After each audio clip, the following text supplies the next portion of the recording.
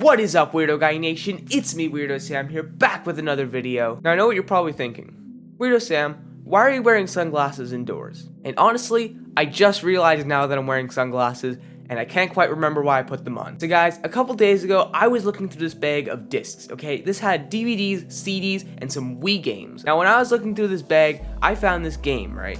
This game is called My Horse and Me Riding for Gold. And obviously, the first thing I did when I saw this game is think to myself, well, what can I do with this game? Obviously, I've got to make an in-depth review about it on my YouTube channel. So that's exactly what I've done. I don't really have much else to say, guys, so let's just get right into this review. Okay, so this game has a lot to cover, so I'm going to be splitting this video into 4 parts.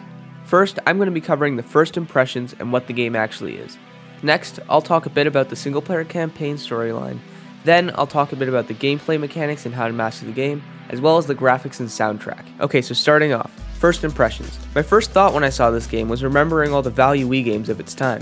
After realizing this game still could be playable, I washed it off and put it in my Wii U to see if it would work. Luckily, after inserting the disc, everything seemed to boot up fine, and about 4 reminders to put my Wii Remote strap on later, I was able to see the menu screen in all of its glory. The first thing I have to do is put in my language. It seems we have options for French, Spanish, and United States. I speak United Statesian, so that's what I'll choose. Next, we are prompted to choose a save. I already made one a little bit earlier just to test things out, but we'll make a new one here. Let's put in my name, and perfect. Now we just have to customize our character.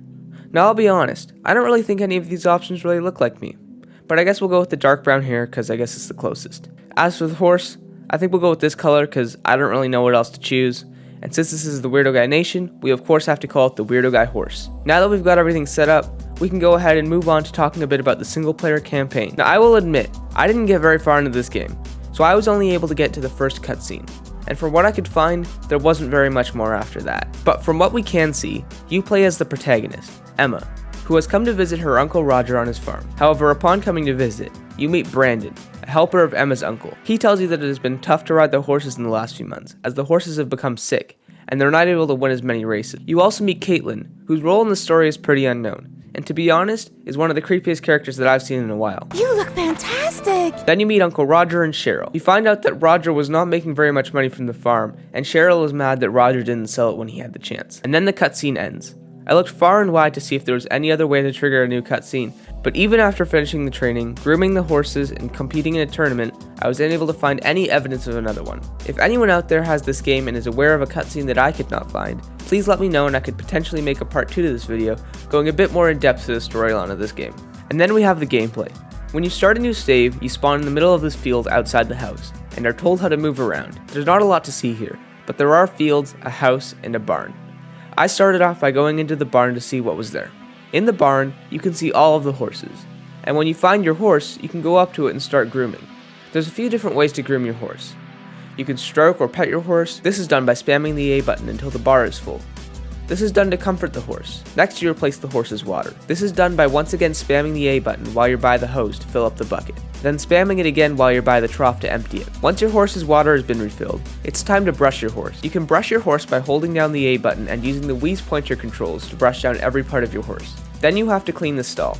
While cleaning the stall, you have to clear out all of the dirty hay by using the Wii Remote's pointer controls. This is probably the hardest part of grooming your horse, as using the Wii's pointer controls on a 3D plane is very hard as it requires movement of depth. After you've cleaned out the dirty hay, you must replace it with new hay. This is practically the same as clearing it, so I won't go too in depth with it. Now that we have groomed the horse and cleaned the stall, it's time to actually get to riding the horse. Before you can compete in tournaments or competitions, you'll need to start off in the training ring to learn the ropes of this game. There are 5 different tutorials to go through, and I will be covering them all. First off is riding basics. This is probably the most simple of all the tutorials, as it seems it is mainly just showing you how to move and control the basic functions of your horse. This tutorial starts by showing you all of the controls to go forward, turn, change speed, and then puts you in a ring to try to collect some gold stars.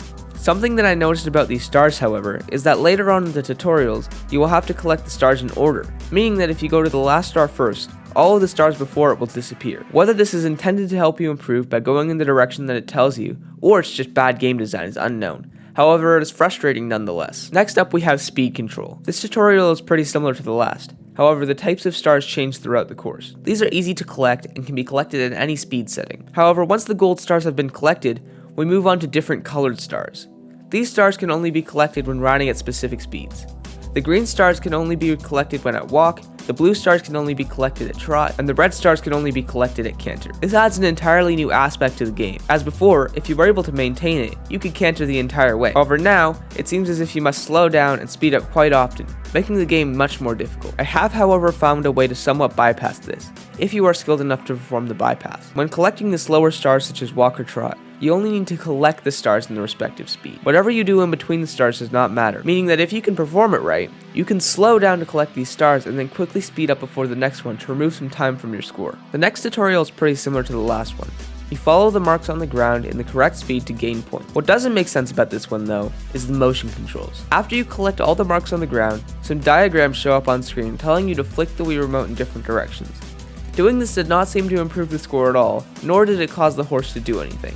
I find it quite odd that they would add this, as it seems like a completely useless feature. After that though, we get to start jumping. Jumping seems to be pretty easy in this game. You ride as normal until you reach the brown patch in front of the jump, and jump when it turns green. However, this can be somewhat difficult when you're figuring it out. Because of the high latency of the Wii remote and the Wii itself, it can be very hard to get precise timings, making this section somewhat hard. And to add on to that, the game will not let you continue to the next tutorial until you master every jump, so it may take a few tries. In the final tutorial, we get to learn about galloping, the fastest speed. Galloping is very fast and can be very hard to control, so this one took me a while. Other than that though, this tutorial seems to be quite similar to the last one, just with the new speed. Now that I have shown you all the different tutorials, I'm going to try out a contest. So far, with what I have played, I have only unlocked dressage, so that's what I will be competing in. Starting off, I just have to walk in a straight line while in trot.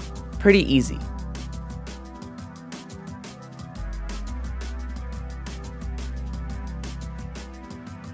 Now I have to turn and turn again.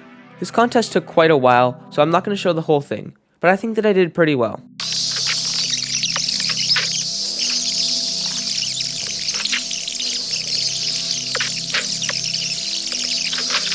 I ended up getting a silver medal, so I'm feeling pretty good. All of my hard work and training really paid off, and I think that I have truly learned the art of my horse and me riding for gold. Now that I have shown off the gameplay, I thought that I would take a little bit of time at the end to talk about the graphics and the soundtrack. Everything about this game's graphics is beautiful. From the almost 16:9 aspect ratio to the profound lack of anti-aliasing, this game has it all, and it looks stunning. This game runs at a solid 480p 30 FPS, and it has never looked better. If you're looking for a stunning game that's not too hard to find, you found the right one. And the soundtrack. The beautiful piano music is heard right from when the game is loaded up, and gives off the perfect feeling for this incredible game. It speeds up when showing some incredible landscape shots, and slows down when in a side cutscene.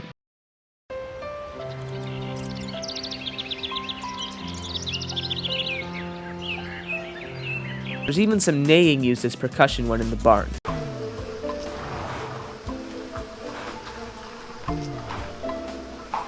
Overall, this music gives off just the right tone for the game. But yeah guys, that's about all I have to say for this game. I really hope you guys like this review. And also, the Nintendo Direct is coming out tomorrow, and there's a very good chance that they're going to reveal a new Smash character there. So I'm really hoping that Emma, from My Horse and Me Riding for Gold, is the new Smash character. I mean, think about it. She could be riding the horse and be a playable character on the horse. Update.